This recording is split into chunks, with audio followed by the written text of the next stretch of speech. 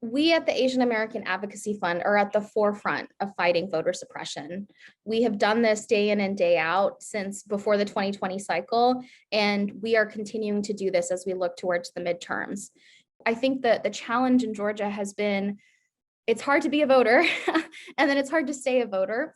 And sometimes it's hard to vote, which is now what we're facing with the new voter suppression laws in Georgia. So we are canvassing in Korean, Mandarin, Vietnamese, Urdu, Punjabi, Hindi, Tagalog, and Arabic as well.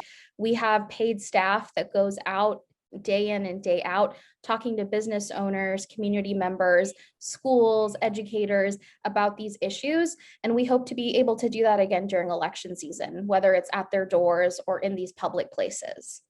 Sometimes it's easier for people to relate to the issues that are in their own backyard. We were able to connect things like the abortion ban in Georgia with the district attorneys who would be able to prosecute or not prosecute violations of the abortion ban. When we saw the incredibly violent incident in Atlanta last year against Asian American women, where 6 Asian women were killed, we mobilized our community to really show up and speak out against violence against Asian American communities.